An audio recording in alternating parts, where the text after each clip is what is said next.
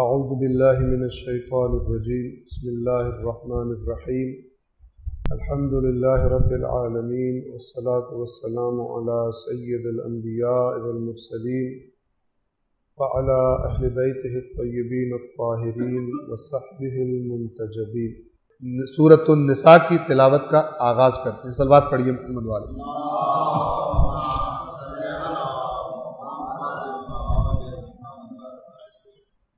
اعوذ باللہ من الشیطان الرجیم بسم اللہ الرحمن الرحیم یا ایہا الناس اتقوا ربکم الذی خلقکم من نفس واحدۃ وخلق منها زوجها وبث منهما رجالا كثيرا ونساء واتقوا الله الذي تساءلون به والأرحام إن الله كان عليكم رقيبا وآتوا اليتامى أموالهم ولا تتبدلوا الخبيث بالطيب ولا تأكلوا أموالهم إلى أموالكم إنه كان حوبا كبيرا وإن خفتم ألا تقسطوا في اليتامى فانكحوا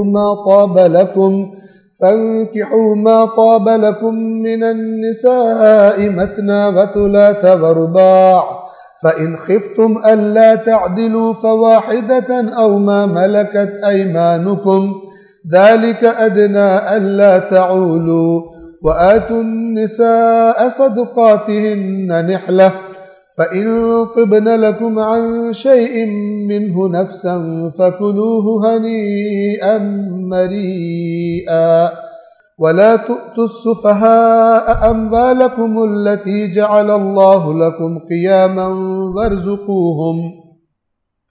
وارزقوهم فيها واكسوهم وقولوا لهم قولا معروفا وابتلوا اليتامى حتى إذا بلغوا النكاح فإن آنستم منهم رشدا فادفعوا إليهم أموالهم ولا تأكلوها إسرافا وبدارا أن يكبروا ومن كان غنيا فليستعفف ومن كان فقيرا فليأكل بالمعروف فإذا دفعتم إليهم أموالهم فأشهدوا عليهم وكفى بالله حسيبا للرجال نصيب مما ترك الوالدان والأقربون وللنساء نصيب مما ترك الوالدان والأقربون مما قل منه أو كثر نصيبا مفروضا وإذا حضر القسمة أولو القربى واليتامى والمساكين فارزقوهم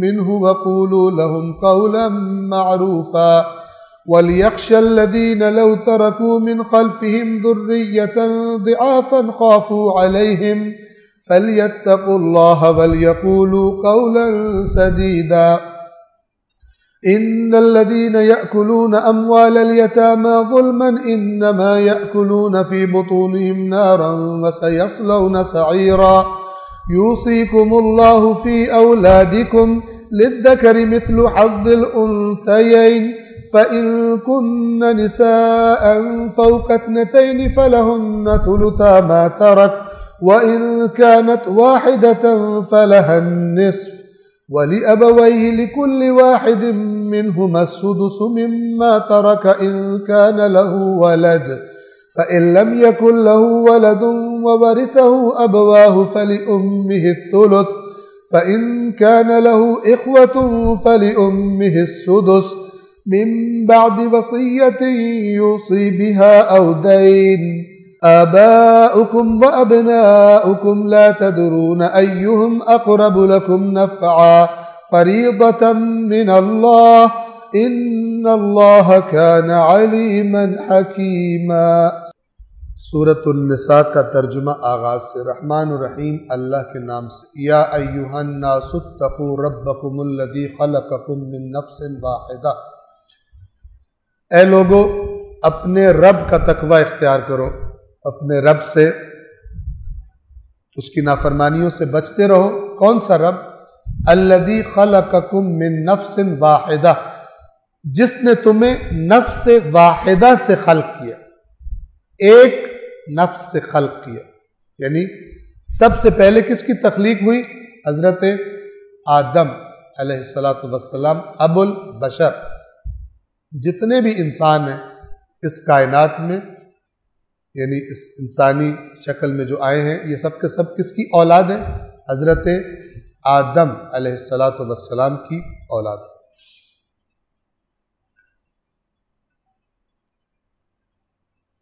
وہ رب جس نے تمہیں نفس واحدہ سے خلق کیا، ایک جان سے خلق کیا، وَخَلَقَ مِنْهَا زَوْجَهَا، اور پھر اس کا زوج پیدا کیا اسی سے، یعنی وہ جو پہلے جو خلقت تھی آدم، اسی سے روایات کے مطابق ہمیں نام بتایا گیا حضرت حوا، جو تمام انسانوں کی ماں ہے۔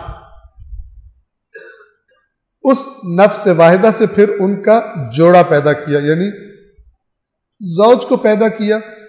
وَبَثَّ مِنْهُمَا رِجَالًا كَثِيرًا وَنِسَاءً، اور پھر ان دونوں سے بہت زیادہ مرد اور عورتیں پھیلا دی، یعنی اس کی نسل آدم کی سے اور مرد اور عورتیں بنا دی، پھیلا دی۔ وَاتَّقُوا اللَّهَ الَّذِي تَسَاءَلُونَ بِهِ وَالْأَرْحَامَ، پس اس اللہ کا خوف کرو جس کا نام لے کر ایک دوسرے سے سوال کرتے، یعنی جب تم نے ایک دوسرے کو سے کوئی چیز مانگنی ہوتی ہے یا کوئی قسم اٹھانی ہوتی ہے، اسی خدا کا نام لے، اس سے ڈرو بھی، نہ کہ اس کا نام صرف استعمال کرنے کی چیز بنا لو۔ اس آیت میں 2 دفعہ تقوی کی تاکید کی گئی، یا ایھا الناس اتقوا ربکم، اور یہاں پہ یا ایھا الذین آمنوا اتقوا ربکم بھی نہیں۔ تمام انسانوں کو کیا کہا جا رہا ہے؟ تم سب اللہ کا تقوی اختیار کرو، تمہارا خالق وہی ہے، اس نے تمہارا باپ بنایا، پھر اس سے تمہاری ماں خلق کی، پھر تم سب کو خلق کر دی۔ اس کا تقوی اختیار کرو جس کا نام لے کر تم ایک دوسرے سے سوال کرتے ہو، والارحام، اور قرابت داروں کے بارے میں بھی تقوی اختیار کرو۔ اب یہاں پہ اللہ نے کہا واتقوا اللہ والارحام، اللہ کے بارے میں احتیاط کرو، اور دوسرا تقوی کس کے بارے میں؟ ارحام، رحم مادر، کیونکہ جو رشتہ داریاں ہوتی ہیں وہ رحم مادر سے شروع ہوتی ہے، جڑ وہ ہوتی ہے، وہاں سے پیدا ہوتے ہیں، ایک مثلا ماں کے بیٹے اور آگے رشتے بنتے جاتے ہیں، اس لیے جو خونی رشتہ دار ہوتے ہیں ان کو کیا کہا جاتا ہے قرآن میں؟ ارحام۔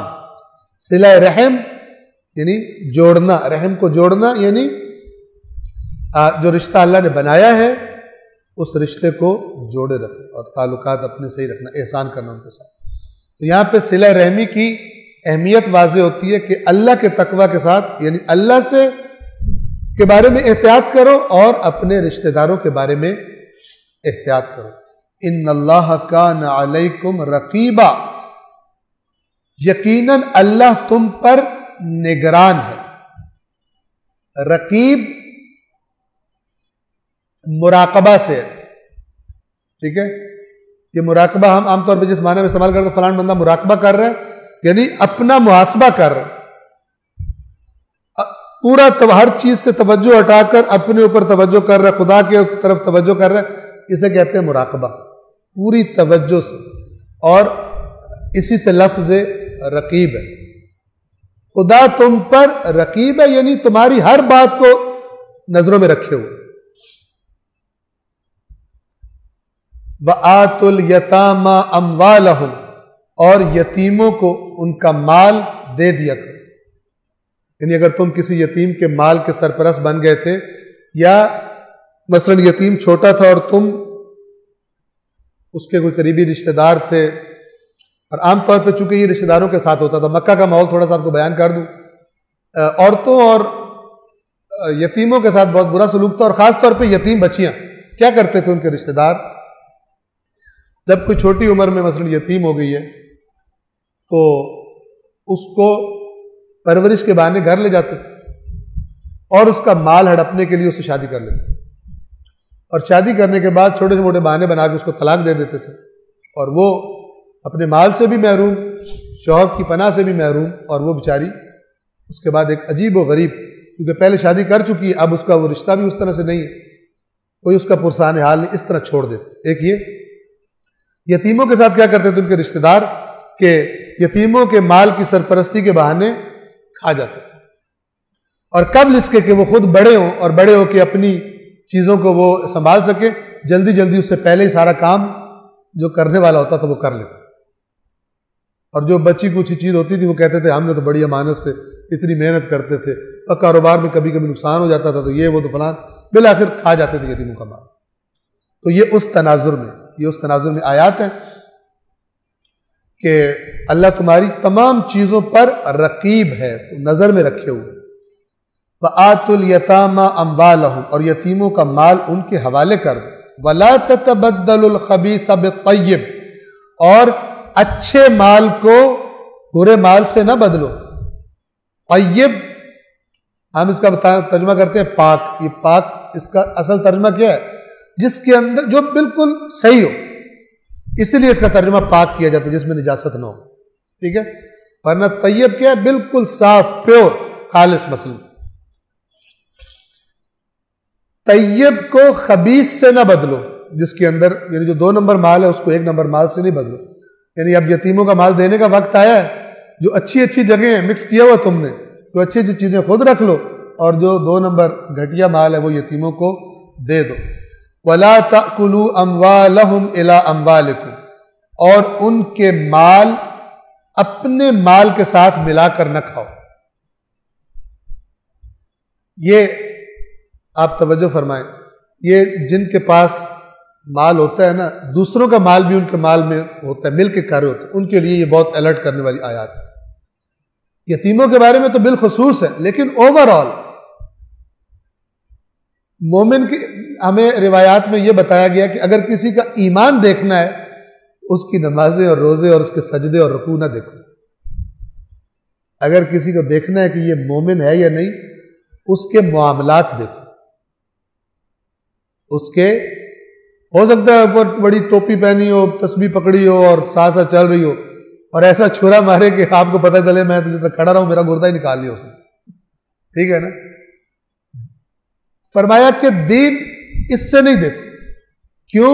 ہو سکتا ہے اس کی عادت پڑ گئی ہو، اس کو اب چھوڑ ہی نہیں سکتا، اس کی زندگی میں ایک یہ داخل ہو گئی عادت۔ اگر دین دیکھنا ہے اس کا تو دیکھو وعدہ کرے تو پورا کرتا ہے یا نہیں، بات کرے تو سچ بولتا ہے یا نہیں، اور اگر امانت رکھواؤ تو خیانت تو نہیں کرتا۔ یہ کیا ہے؟ دین دیکھنے کا طریقہ، یعنی معاملات میں۔ ورنہ ادھر کئی بیٹھے ہوئے ہیں کہ جو تسبیحاں پڑھ پڑھ کے بھی انہوں نے پتہ نہیں کیا کر دیا، اور نمازیں پڑھ پڑھ کے کیا کر دیا، لیکن بے دین ہے، وہ ایک ایڈکشن ہے ان کی نماز، اور وہ تنہا عن الفحشاء والمنکر والی نماز، قرآن والی نماز نہیں جسے قرآن نے ڈیفائن کی، وہ ایک ڈیلی پریکٹس ہے، روٹین ہے کہ جو ان کی زندگیوں میں داخل ہو چکی۔ اصل دین یہاں سے چیک ہو۔ لہذا آج آپ دیکھ لیں ماہ مبارک رمضان میں ہر طرف اسلام کا شور مچا ہوا، قرآن کا شور مچا ہوا، ٹھیک ہے، لیکن کرپشن ویسے کی ویسے ملک، آیا کرپشن ختم ہو گئی؟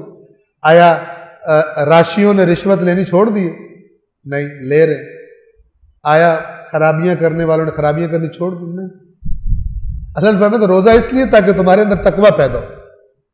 آپ نے کہا یا اللہ نہیں، روزے رکھ لیں گے، لیکن اب آپ اتنے بھی ہمیں نہ کریں نا، کچھ ہماری بھی پھر بیچ میں بات ہے، آپ کی کچھ بات مانیں گے، ساری بات ہم آپ کی نہیں مان سکتے۔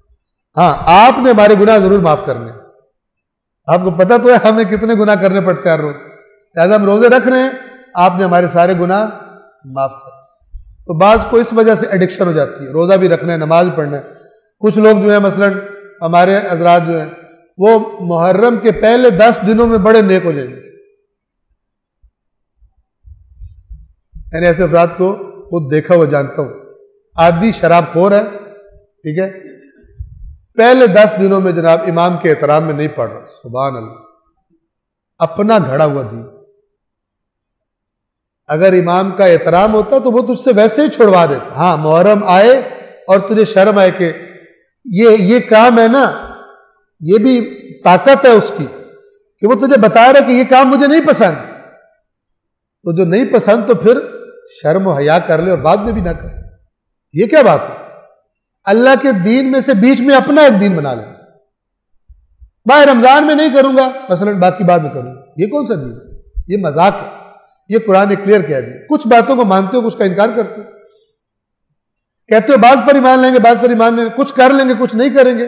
یہ اللہ سارا ریجیکٹ کر دے. اور یہ جو مسلمانوں نے دین کی کٹنگ کی ہے نا، اپنے سائز کے مطابق دین کو بنا لیا ہے، اور بعض ایکسپرٹ ٹیلرز نے دین کے نام پر انہیں کٹنگ کر کے دین فٹ کر کے دے دیا ہے کہ جو تمہاری زندگی ہے اس پہ تمہیں اس کے مطابق دین بنا کے دیتے ہیں. پیمنٹ اتنی لیں گے، ہمارا برانڈ بہت بڑا ہے، ہماری پیمنٹ اتنی ہوگی، دین تمہیں تمہاری مرضی کا اور کنفرم تمہاری بخشش وہ تمہیں دے دیں گے، ہمیں اتنی پیمنٹ کر دو، ٹھیک ہے نا. اور وہ دین اپنی مرضی کا لے کے پھر یہ دین ریجیکٹڈ ہے خدا کے. قرآن نے سب کچھ قرآن نے بڑا واضح بیان کیا، اور باقی سب کچھ قرآن کی طرف پلٹے گا. جیسے اللہ کہتے ہیں نا وَإِلَى اللَّهِ تُرْجَعُ الْأُمُورِ، تمام امور خدا کی طرف پلٹیں گے. آج کوئی ہدایت چاہتا ہے تمام سنا ہوا دین قرآن پہ پلٹائے، اور قرآن پہ اس طرح نہیں پلٹایا کہ پھر قرآن سے کہہ جو یہ میں آپ پہ پلٹا رہا ہوں. اب یہ نہیں کہ آپ جو ہے وہ میری بات ہی کوئی نہ مانے، کچھ آپ کی رکھ لیتے ہیں، کچھ آپ ہماری رکھ لیتے. یہ اللہ تعالیٰ کے ہاں قبول نہیں. اِنَّهُ كَانَ حُوبًا كَبِيرًا، ان کے مال اپنے مال کے ساتھ ملا کر نہ کھایا کرو، یقیناً یہ بہت بڑا گناہ ہے. امانت والے مال کو مکس اپ کر لو، بعد میں تعویلیں شویلیں کر کے میں نے یوں کیا، میں نے فلان کیا، اتنا تو بنتا ہی ہے، اس کا بال کھا جاؤ. وَإِنْ خِفْتُمْ أَلَّا تُقْسِطُوا، آپ یاد رکھیں جو چیز ایک بندہ رسول پاک کے پاس آیا تھا اور اس نے پوچھا کہ یا رسول اللہ گناہ کیا ہے، روایات میں یہ چیز نقل ہوئی ہے، ٹھیک ہے. کیا فرمایا کہ پوچھا کہ یا رسول اللہ گناہ کیا ہے، فرمایا کہ جو تیرے دل میں کھٹکے. یہ جو معاملات ہیں نا، ان میں تعویلیں کر کے لوگ کھا پی جاتے ہیں، کمپنیوں کا کھا جاتے ہیں، اپنے باس کا کھا جاتے ہیں، تعویل کرتے ہیں خود ہی، یہ تو یوں ہے، یہ تو یوں ہے، فلان ہے، حالانکہ کھٹک رہا ہوتا ہے. اور بعض اوقات مولانا سے بھی پوچھیں گے بھی، مولانا اگر یوں کر لیا جائے تو میں اتنا یہ رکھ لوں، یہ کھٹکا ہوتا ہے دل میں. تو ہو سکتا ہے تعویل کر کے آزما بڑا کر لیں، لیکن بہتر ہے کہ اس سے پرہیز کیا جائے، ٹھیک ہے. جو آپ اوپنلی نہیں بتا سکتے اپنے اس کو جا کر، اور آپ چھپ کے کھا رہے ہو، تو وہ پھر صحیح مشکل میں انسان اس کے ذریعے پڑ سکتا ہے.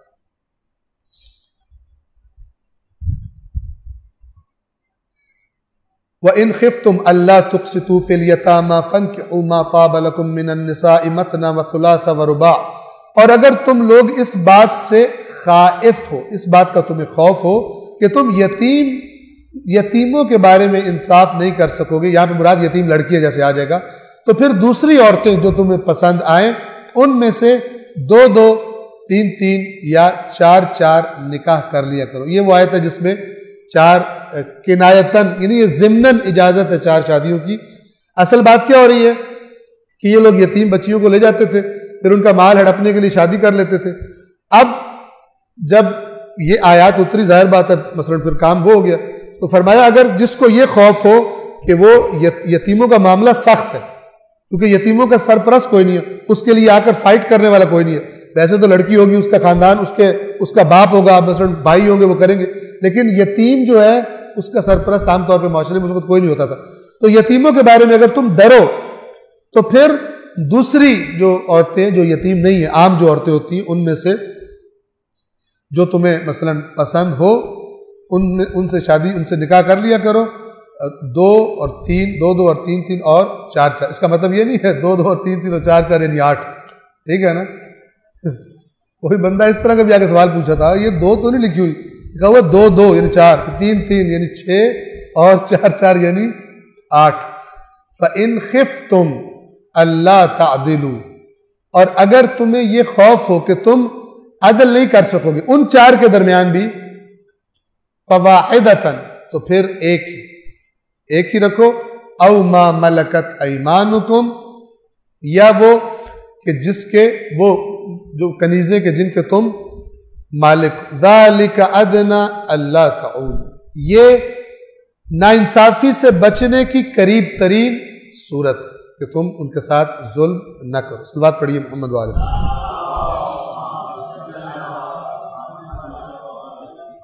وَآتُوا النِّسَاءَ صَدُقَاتِهِنَّ نِحْلَةً، اور عورتوں کے ان کے مہر ان کے جو مہر حق مہر ہیں وہ خوشی سے دے دیا کرو، انہیں تنگ نہیں کیا کرو۔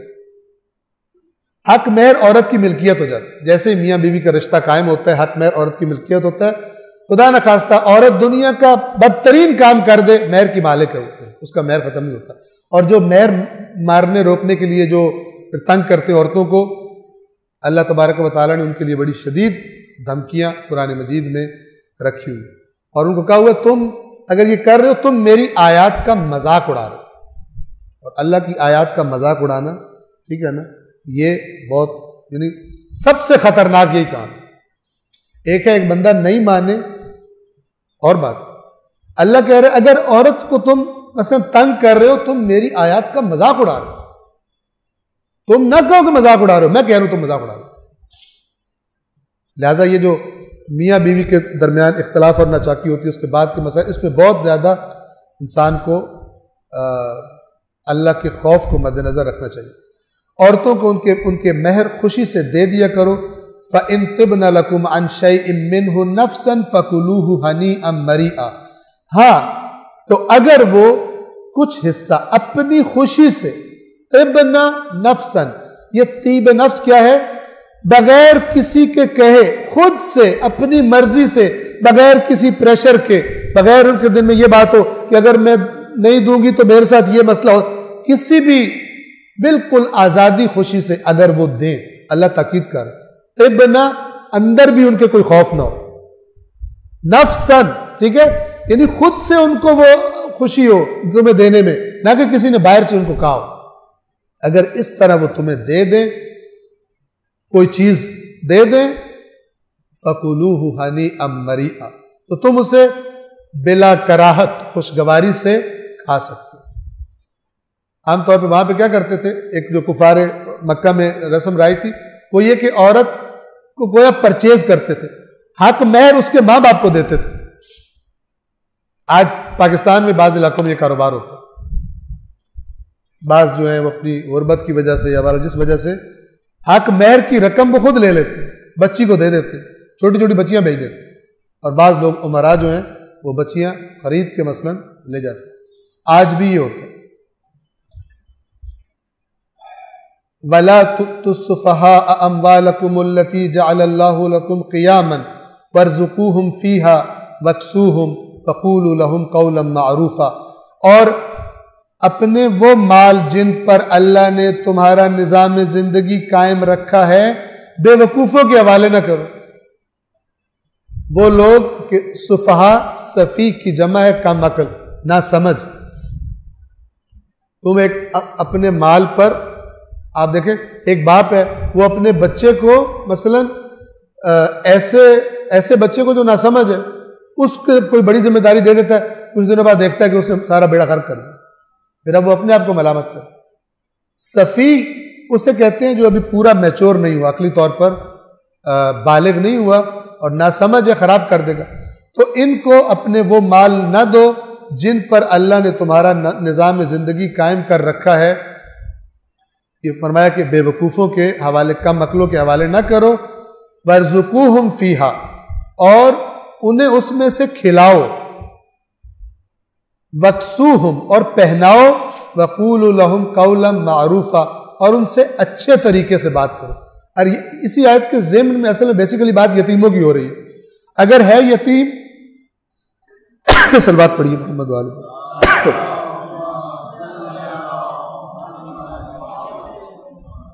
ہے یتیم لیکن ابھی سمجھدار نہیں ہے، تو اس کو بھی مال اس کے حوالے نہ کر دو۔ بس تم ڈر رہے ہو کہ میرے سے زیادتی نہ ہو جائے، دے دو، ابھی وہ عقلی طور پر صحیح نہیں ہوا تو نہ دو، لیکن انہیں کھلاؤ بھی، انہیں پلاؤ بھی، اور بات بھی اچھے طریقے سے کرو۔ قولوا لهم قولا معروفا، اچھے طریقے سے ان سے بات کرو۔ وابتلوا اليتامى حتى اذا بلغوا النکاح، اور یتیموں کو آزماتے رہو یہاں تک کہ نکاح کی عمر کو پہنچ جائیں۔ فَإِنْ آنَسْتُم مِّنْهُمْ رُشْدًا فَادْفَعُوا إِلَيْهِمْ أَمْوَالَهُمْ، پھر اگر تم ان میں عقلی رشد پالو، دیکھ لو کہ اب عقلی طور پہ سمجھدار ہو گئے، تو ان کے مال ان کو دے دو، واپس کر دو۔ وَلَا تَأْكُلُوهَا إِسْرَافًا وَبِدَارًا أَن يَكْبَرُوا، اور ان کے جو مال ہیں انہیں اسراف کے ذریعے زیادہ خرچ کے، موجے کر رہا ہے، خود بھی کھا رہے کر رہا ہے، یتیم کو بھی ساتھ لے جا رہا ہے سیر پر، خود بھی کھا رہا ہے اس کے مال میں سے، اور وہ مال ختم کر رہا ہے کہ یہ بڑا ہو گیا تو پھر مجھے اس نے نہیں کرنے دینا. تو اسراف سے بھی نہ کھاؤ، حد سے زیادہ نہ کھاؤ. وَبِدَارًا، اور جلدی بھی نہ کھاؤ کہ یہ بڑا ہو رہا ہے، بڑا ہونے کے بعد مجھے نہیں دے گا. ان کے بڑا ہونے کے خوف میں جلدی اور زیادہ ان کا مال نہ کھاؤ. وَمَنْ كَانَ غَنِيًّا فَلْيَسْتَعْفِفْ، جو شخص مالدار ہو، اگر وہ یتیم کا سرپرست اگر مالدار ہو تو وہ اجتناب کرے، وہ کچھ نہ کھائے اس کے مال سے، یہ بہتر ہے. اگر خود خدا نے تمہیں دیا ہے تم خدا کے لیے ایک نیک کام کرو، نہ کھاؤ. وَمَنْ كَانَ فَقِيرًا، اور جو غریب ہے، جو یتیم کا سرپرست ہے وہ خود بھی غریب ہے اور بالآخر وہ محنت کر رہا ہے امانت اس کے کام چلانے میں، خود وہ یتیم نہیں چلا سکتا، وہ سرپرستی کر رہا ہے، تو اس صورت میں فَلْيَأْكُلْ بِالْمَعْرُوفِ، تو پھر وہ کس طرح کھائے؟ بالمعروف. بالمعروف کیا ہوتا ہے کہ اگر لوگوں کو پتہ چلے کہ اتنی اس نے تنخواہ رکھی ہے تو لوگ یہ نہ کہیں کہ واہ واہ بھائی واہ تو نے تو کمال کر دی، اس کے لیے کیا بچے گا؟ معروف درمیانی اعتدال والی، حد متوسط جو ہوتی ہے، معتدل، نہ اتنی کم کہ وہ نہ ہونے کی طرح ہو اور نہ اتنی زیادہ کہ جو ظلم شمار، اسے کہتے ہیں بالمعروف. تو جو فقیر ہے یعنی جو غریب ہے، خود مالدار نہیں ہے، وہ معمول کے مطابق کھا سکتا ہے. پھر جب تم ان کے مال ان کے حوالے کرو تو ان پر گواہ ٹھہرا لیا کرو، یعنی چند لوگوں کو گواہ بنا لو تاکہ بعد میں جھگڑا وغیرہ نہ ہو.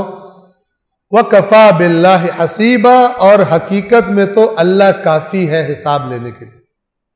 دنیاوی جھگڑوں سے بچنے کے لیے تم گواہ بنا لو، لیکن یہ بات ہمیشہ یاد رہے کہ حساب لینے کے لیے اللہ کافی ہے. وَكَفَى بِاللَّهِ حَسِيبًا.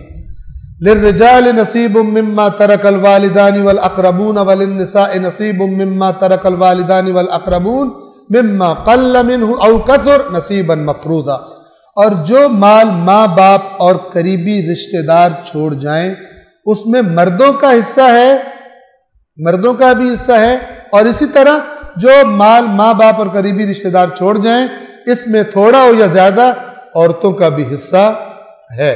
آگے آیات آ جائیں گی مردوں کا کتنا ہے، عورتوں کا حصہ کتنا ہے، کم ہو یا زیادہ ہو حصہ ہے. یہاں پہ اللہ تعالیٰ یہ فرما رہا ہے، اور یہ خاص طور پہ ان کے لیے کہ جو عورتوں کا مال مختلف طریقوں سے بہانے سے وراثت میں کھا جاتا ہے. کوئی بچہ ہے وہ چکر دے کے ماں کا مال کھا گیا، اس کو نہیں دے رہا، کوئی بہن کا کھا گیا، اس کو نہیں دے رہا. تو یہ سارے چکر باز اب ان آیتوں کو بڑے یعنی ان کو غور سے پڑھنا چاہیے. اور اگر آپ کسی ایسے کو جانتے ہیں جو یہ ظلم کر کے بیٹھا ہے تو حتماً اس سے کہیے سورہ نساء کی یہ آیت نمبر 4 سے شروع ہو رہا ہے، آیت نمبر 7 سے شروع ہو رہا ہے اور آگے تک کچھ آیت میں چلے گا. شدید ترین اللہ نے عذاب کی دھمکی دی ہے، ہمیشہ جہنم میں ڈالنے کی دھمکی دی ہے جو ان وراثت کے بارے میں اللہ کی حدود کا لحاظ نہیں کرتے.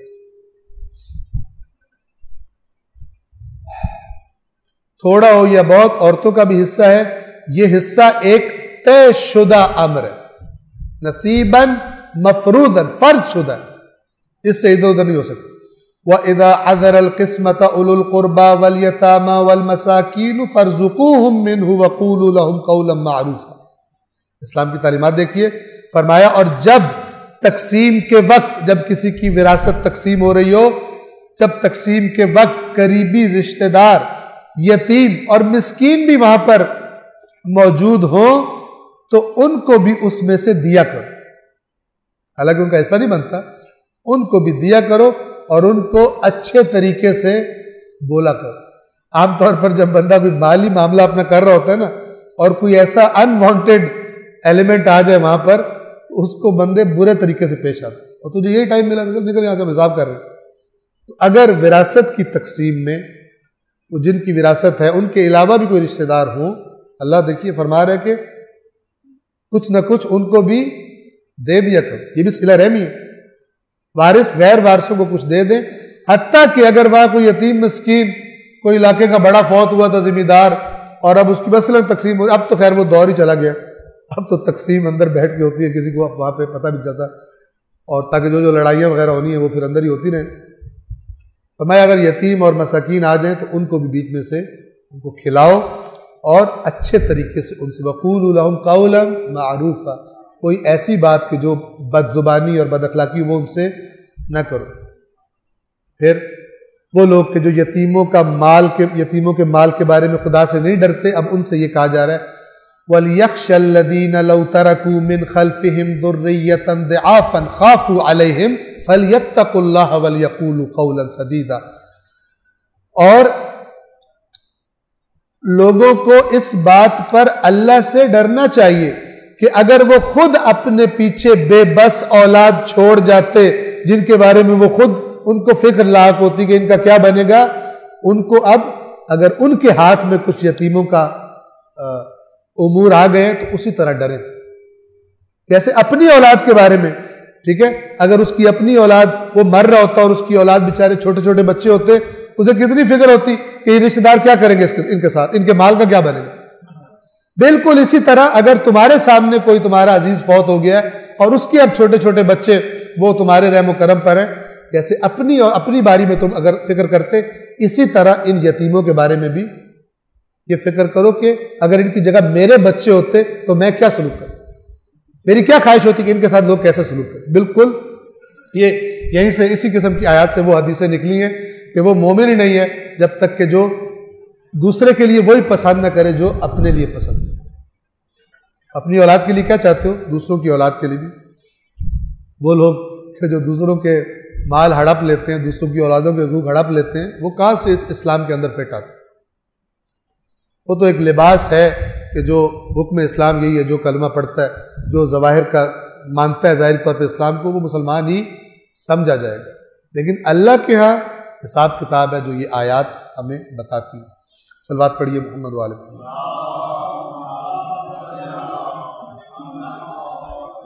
اور لوگوں کو اس بات پر خوف لاحق رہنا چاہیے کہ اگر وہ خود اپنے پیچھے بے بس اولاد چھوڑ جاتے جن کے بارے میں انہیں فکر لاحق ہوتی کہ ان کا کیا بنے گا، تو انہیں چاہیے فَلْيَتَّقُوا اللَّهَ، تو انہیں چاہیے اللہ سے ڈریں،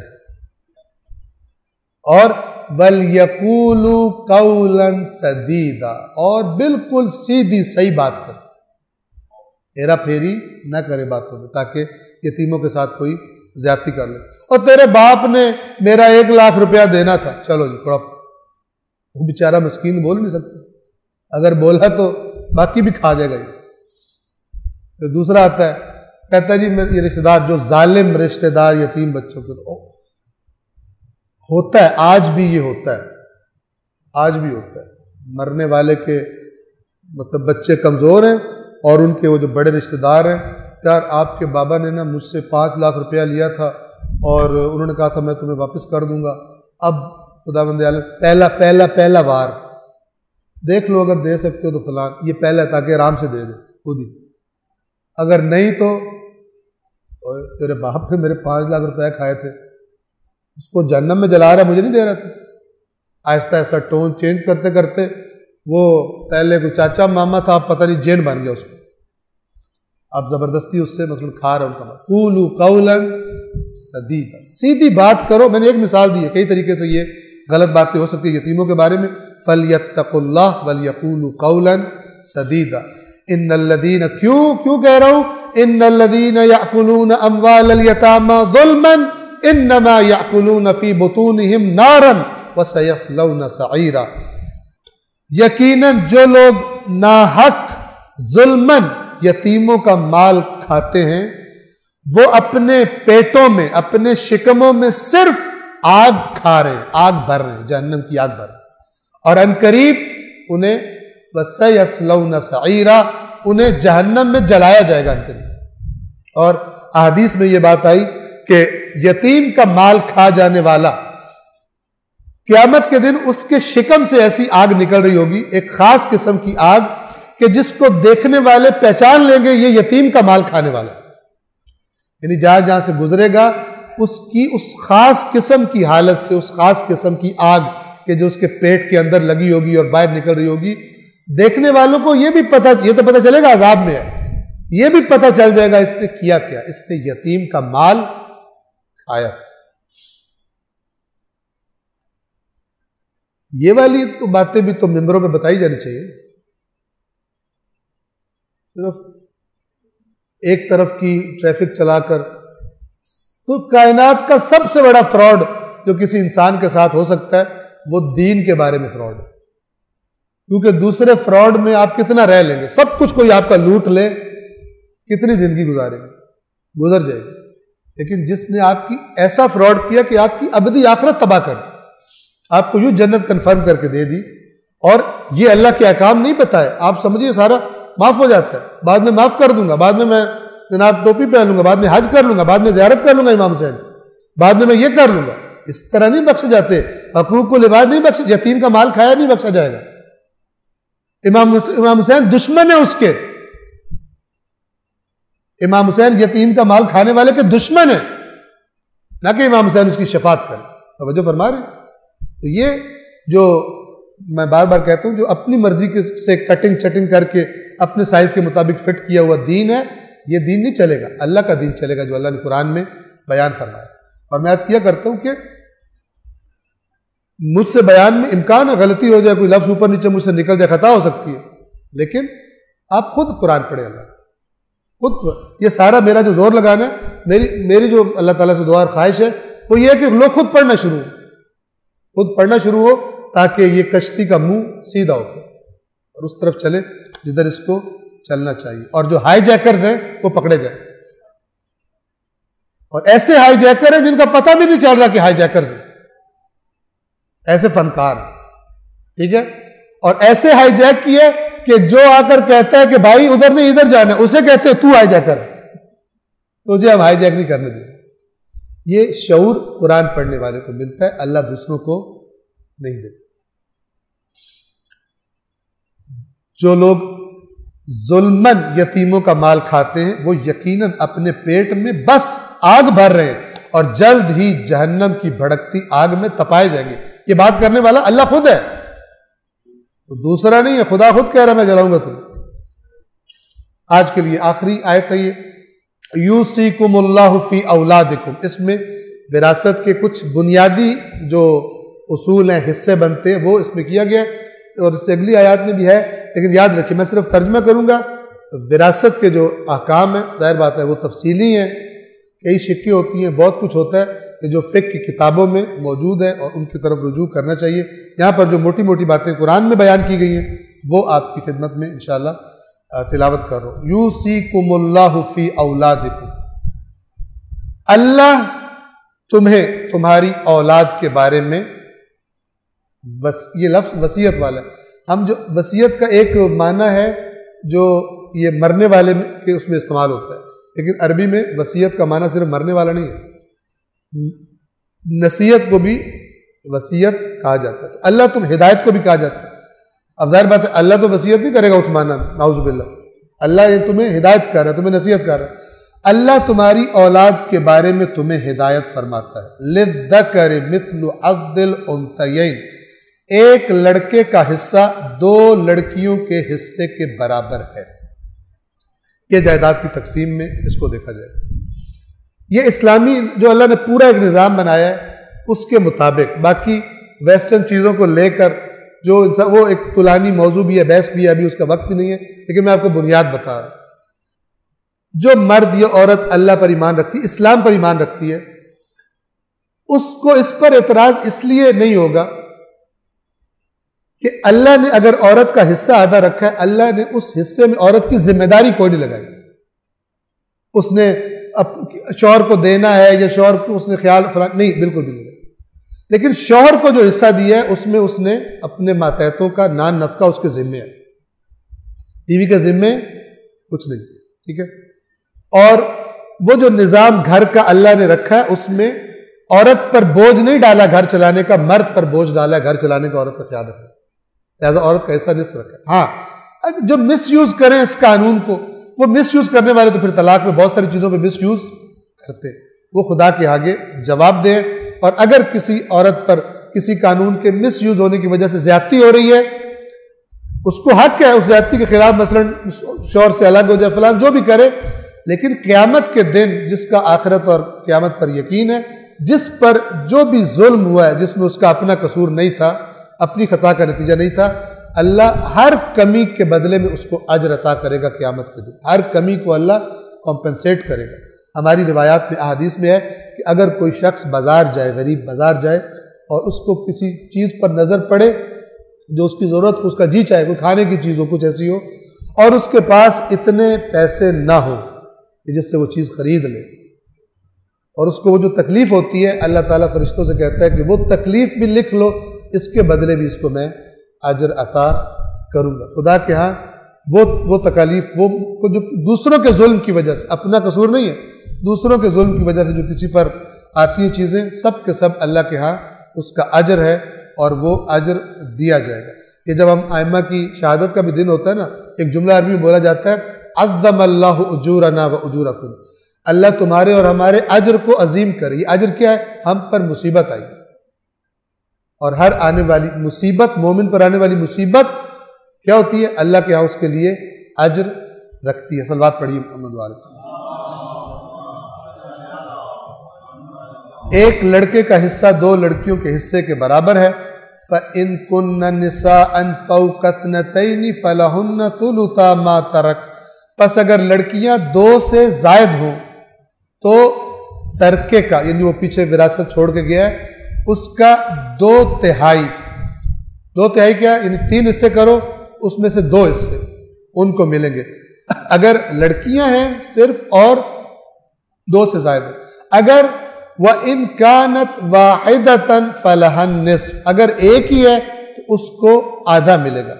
اب باقی آدھا کیا ہوگا؟ آپ توجہ فرمائیں، یہ سارے پھر جو روایات کے روشنی میں جو احکام بنائے گئے ہیں وہ فقہی کتابوں میں مثلا توضیح المسائل وغیرہ میں وہاں پر آپ کو تفصیل کے ساتھ مل جائیں گے، یہاں ان کو ابھی سب کو ڈسکس کرنے کا وقت نہیں ہے۔ اگر ایک لڑکی ہوگی تو اس کو آدھا ملے گا، کیا مطلب؟ بھائی نہیں ہے اس کا، یہاں بھائی کے بغیر بات ہو رہی ہے۔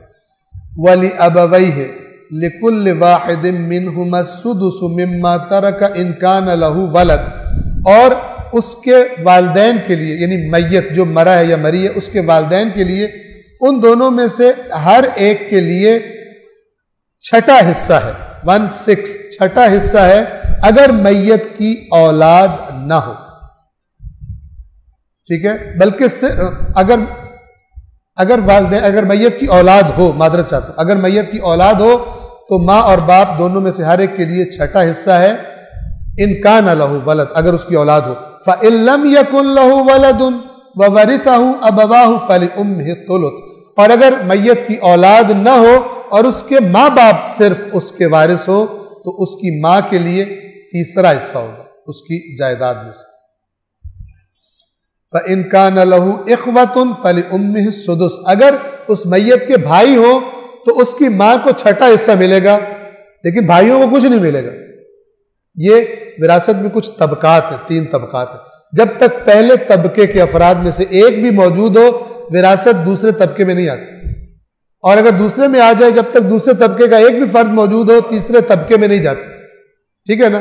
تو چونکہ ماں اور باپ میں سے کوئی موجود ہے، لہذا بھائیوں کی طرف نہیں آئے گی۔ ہاں جب ان کی وفات ہو جائے گی پھر اس لیے ماں کا حصہ کم کر دیا گیا بھائیوں کی موجودگی کی وجہ سے، اگرچہ بھائیوں کو ملنا نہیں ہے۔ پھر عرض کروں کہ تفصیلات فقہی کتابوں میں۔ صلوات پڑھیے محمد والے۔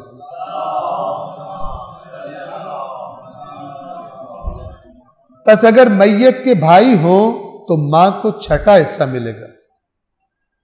یہ تقسیم میت کی وصیت پر عمل کرنے کے بعد اور اس میت کے قرض کی ادائیگی کے بعد ہوگی، یعنی اگر وصیت اس نے کی ہے 1/3 میں، مرنے کے بعد وراثت کے 1/3 حصے میں، جس کو ثلث کہا جاتا ہے، 1/3 میں وراثت لاگو ہوتی ہے۔ وراثت پر عمل وصیت لاگو ہوتی ہے۔ وصیت پر عمل کیا جائے گا پہلے، اس کے بعد جو اس پر قرضے ہیں اس کی گردن پر، اس کے ذمے مثلا فرض کرے کوئی ایسے واجبات ہیں، ان کو الگ کیا جائے گا، اور اس کے بعد پھر اس کی وراثت کو تقسیم کیا جائے گا۔ من بعد وصیت یوصی بہا او دین، اس وصیت کے بعد جو وہ کر کے گیا ہے، اور دین جو اس پر کوئی لین دین کا مسئلہ ہے اس کو کرنے کے بعد، اب توجہ سے سنیے، آباؤکم و ابناؤکم لا تدرون ایہم اقرب لکم نفعا، تمہیں نہیں معلوم، اللہ فرما رہے تمہیں نہیں معلوم کہ تمہارے والدین اور تمہاری اولاد میں سے فائدے کے حوالے سے کون تمہارے قریب ہے۔ یعنی ظلم نہ کر کے جانا، کسی کو زیادہ دے دو کسی کو کم۔ بعض ماں باپ ظلم کر کے چلے جاتے، ظلم نہیں، ہاں یہ ضرور ہے ایک بچہ ہے وہ بہت سمجھدار ہے، بہت پڑھا لکھا ہے، بہت زیادہ ہے اس کے پاس، دوسرا بچہ ہے وہ اس طرح نہیں ہے، اس کی وہ کمی ہے، تو ان کو بٹھا کے باپ اپنی زندگی میں سب سے بہترین یہ ہوتا ہے اس بچے کو جو کم ذرا صلاحیتوں میں کم ہے، یا تاکہ اس کو زندگی میں یہ نہ لگے کہ میرے ساتھ باپ زیادتی کر گیا، وہ ایک الگ مسئلہ ہے۔ ایک دفعہ یہ ہے کہ ایک بچہ چہیتا ہے، دوسرے بچے کا رنگ کالا ہے، مثال دیتا ہوں، مثلا یا ذاتی نہ کہ الہی وجہ ہو، ذاتی وجہ سے بچوں پہ ظلم کر کے چلا جائے، اس نے میری مرضی کی شادی نہیں کی میں نے اس کو نہیں دینا، یہ ذاتی ہے۔ شادی کرنے میں خدا نے آپ کو یہ نہیں کہا کہ زبردستی شادی بچوں کو کراؤ، نہیں کر سکتے آپ، نہ بیٹی کی نہ بیٹے کی۔ اگر اس نے مثلا آپ یہ ظلم کر رہے تھے، اس نے اپنے لیے صحیح راستہ ڈھونڈا اور شادی کی اپنی مرضی سے، اس کی آپ سزا دو، قیامت کے دن آپ پکڑے جاؤ گے، آپ کی وصیت چلے گی، آپ اپنی جائیداد اس کو نہیں دے کے جا رہے، لیکن آپ پکڑے جاؤ گے قیامت کے دن۔ اللہ فرما رہا ہے تمہیں نہیں پتا تمہارے ماں باپ اور تمہاری اولادوں میں سے کون فائدے کے اعتبار سے تمہارے قریب ہے، تمہارے مرنے کے بعد کون تمہیں فائدہ دے گا، تمہیں نہیں پتا، لہذا جو میں کہہ رہا ہوں اس کے مطابق تقسیم ہونی چاہیے۔ فریضۃ من اللہ، یہ اللہ کی طرف سے فریضہ ہے تم پر، ان اللہ کان علیما حکیما، یقیناً اللہ علم بھی رکھتا ہے اور صاحب حکمت بھی، دانا بھی ہے، لہذا جو اللہ کہہ رہا ہے اس کے مطابق یہ کام انجام دیا کرو۔ صلوات پڑھیے محمد وآل محمد۔